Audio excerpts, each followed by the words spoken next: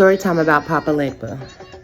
Years ago, when I first started working with Legba, I learned of his power in many, many ways. Some of those ways I can not speak about, but I'll tell you about this story time. So I was out with a friend of mine. We were out in downtown Dallas. I lived in downtown Dallas. We were going to a restaurant called Zena. So when we got to Zena, we sat and we ate. We're chilling. We're having a good time. And we see these other people at the restaurant. They just start talking to us. They come up to our table. It's me and a homegirl of mine that's at the restaurant. And it was this group of, what was it, 2 guys and a girl. And they came up to us and just started chatting with us and talking to us. So we invited them to sit down with us, and we all had a good old conversation. And we were talking about just metaphysics, spirituality, and things like that. They were into it. I was into it. It was a great conversation. And they were telling me how they met a man from Africa, and he was very spiritually gifted. And he had a business where he healed people, and he performed healings for many, many people. And he was so popular that he worked with doctors, and he worked with regular people, prominent people. You know, physicians and doctors would call him for his advice to heal people when they're in the actual hospital. Doctors would call them and ask this African man, hey, what should I do about this patient? I don't know how to heal him. And the African man would give the doctors advice to help heal those people from what was told to me. So as we were talking, the people that we had met that day at the restaurant said, hey, would you like to come to Houston, because he's having a conference, a healing conference, and it is amazing. He's like, it is so amazing. It's dope. When you go to this man's house, you will have to meditate. You will have to do this. You will have to do that. It'll be amazing. The whole conference, you gotta go. You gotta be there. He's amazing. You gotta meet this man. You have to meet him. So I was like, okay, you know, I'm gonna go. I'm down. Like, I really would like to meet this man. He sounds amazing. So me and my homegirl decided to go. So I decided to drive, and the people that we met rode with us. And it was like 4 of us. No. It was 1, 2, 3. It was 3 of us that went to Houston. It was me, my homegirl, and one of the guys that we met at the restaurant. And I'm still friends with that guy, or I still talk to that guy to this day. But anyway, we drove to Houston in my car, and I had one of those Dodge Magnums. Remember those Magnums back in the day? And I had a black Magnum, and we drove from Dallas to Houston. And so my son was with us too. So there was 4 of us all together. So part of the deal was, because my son is a musician, he's a very prominent and well-known musician here in Dallas. He's done acting and musician work and modeling and all that kind of stuff. So part of the deal with going to Houston was that the guy that I met at the restaurant was going to hook my son up with Brandon Beal, which is like a huge artist, I believe, in New Zealand. And he's a really, really huge artist there. And so I was like, cool, that'll be good. Now, as you can see, Legba opens doors. He's already opening doors for me with my son. That's a whole nother story. So we get to Houston, and the first thing we do is meet with Brandon Beal.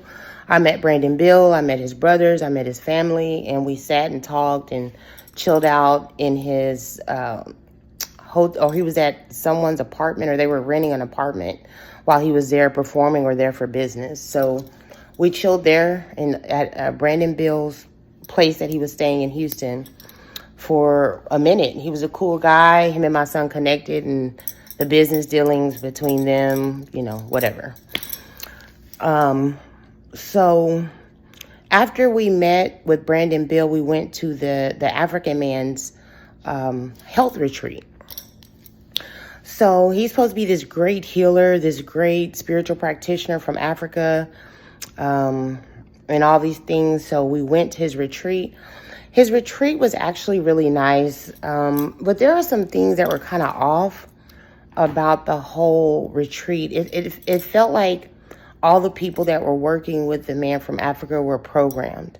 It's as if they were programmed or just zoned out in the twilight zone. Like, it was almost like a cult in a way. But I was like, well, maybe they're just into the faith. They're just so into the faith. They really believe in him. So he was selling medication that wasn't approved by the FDA. And he was selling these vitamin supplements to the community. He was selling them to doctors and selling them online. And this will heal diabetes, and this will heal cancer, and this will heal high blood pressure, and this will heal. And it was just a lot. So I sat and I talked. I had a private session with the doctor. I'm not going to say his name, but if anybody messages me, I'll give you his name. And so he did a so-called reading on me where he told me, oh, I see that you have all these blockages in your life by these people and these people and these people. And if you really want me to help you remove them, you gotta hire me to help you remove them. This is how much it's gonna cost. You need to do this. And I was just like thinking, I don't know if this man is really being honest with me. Like, I just didn't trust it. Something about it, what he was saying, I just didn't trust. But I was just like, didn't want to be rude. I was at his place of business. So I was like, okay, that's cool. So it turns out that the doctor in Houston, they start to travel to Dallas to do retreats in Dallas. They started having conferences all over the country, but Dallas was one of the spots. I live in Dallas, and they are contacting me. Hey, we're in Dallas. Come to our conference in Dallas. Come support us. They were also vegan. Come to, support us and come hang out. So I went to support them. And the guy that I met at the restaurant was there, and a lot of other people I met through him. And then all of a sudden, the doctor, he's not a medical doctor. I don't even think he got his doctorate in school, but I don't know. It was just like a whole fraud thing. So the African man starts talking to one of my friends, the friend that I went to Houston with, my homegirl, the one that I went to the restaurant with. So she was my hair client and my friend as well. So he started talking to her, telling her like she's got a demon inside of her and he needs to pull it out and he needs to help her. So my homegirl and him started to talk back and forth as well around this time. So after I went to the conference, I just felt like something was like off with them, and I just kind of pulled back from the doctor, from the retreats, from communicating with them and everything. And I just didn't feel like he was honest. I felt like he was committing fraud. I felt like he wasn't real. I felt like he wasn't a real healer. I felt like he was just all about the money. I didn't feel like he really had the gift that he said he had. I felt like his intentions were, I felt like he did not have good intentions. His intentions were to bewitch you out of your money. His intentions were to finesse you out of your money. And I just felt that so strong. So I stopped dealing with him. So one day I'm at home, and I had his phone number programmed into my phone. And all of a sudden I get a phone call, and it's him. So I'm thinking, like, what does he want? So I was sitting by my Legba altar, and I had a protective candle on my Legba altar. And I lit that protective candle because I let the call miss. Like, I didn't answer it. But I lit my protective candle on Legba's altar, and then I called him back. So I called him back on the phone, and he's talking again to me about, oh, you've got these blockages, you've got this, you really need protection, you really need this. And then I'm just thinking, like, this man is trying to finesse me out of my money. All of a sudden, while I'm talking on the phone to the man from Africa, boom, he has a car accident. He has a car accident while we're talking on the phone. I said, what was that? What was that sound? This is what I asked him. Like, what happened? He said, hold on, hold on, hold on, hold on, hold on. And I heard him talking to somebody, you know, he was talking to somebody in the background. I was like, no, what you did, you know.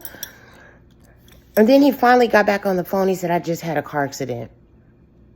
I just had a car accident with this guy. Like, he just hit my car. I just got hit in my car. Just had a car accident.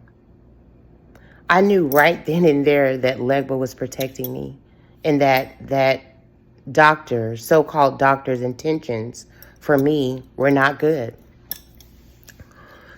So he said, I got to call you back. I said, okay. I never heard from that man again. Never. Not once after that day. He didn't invite me to any more retreats. He never reached out to me again. He never called me again. I never heard from him again. Never. Never heard from him again after that day. Never. Okay, so the doctor ended up meeting with my homegirl later on after the car accident. And that's when he had came to Dallas to have a retreat. My homegirl, he called my friend and said, I'll be in Dallas. I'm ready to do your healing. I need to pull that demon out of you. So my homegirl agreed to meet with him. By the way, the doctor is married. I met the doctor's wife when I went to Houston for the first retreat. So my homegirl ends up meeting up with the doctor. He asked her to meet him at a hotel room. And when she gets there, he tells her, you know, in order to pull the demon out of you, I need to have sex with you. Now, my homegirl's kind of naive. And she went ahead and had sex with the doctor. Not only did he not pull a demon out of her or help her in any type of way, she actually got worse after that incident. I actually had to do some work for my friend to help heal her after that interaction. I was still in contact with the guy that I met at the restaurant who initially introduced me to the man from Africa. So we were talking back and forth every now and then, just checking on each other. The last time I talked to that guy that introduced me to the African doctor was probably about a year ago. We talked on the phone, we caught up, we did a lot of talking. And he told me that he's no longer working with the African guy, how he got caught committing fraud against all these people, how all these people are coming out online saying that he's a fraud, saying that he was lying, basically he just stole their money. He wasn't a real healer because he basically had defrauded so many people out of their money. And basically, you know, that's what happened. That's the power of Legba. Legba is so wise. I wish I could tell y'all everything, but some of these things are secretive just to be kept inside of the religion. But Legba is very, very wise. I feel like some practitioners might not take Legba as serious as they should. I know that some do. But Legba is very, very, very, very powerful.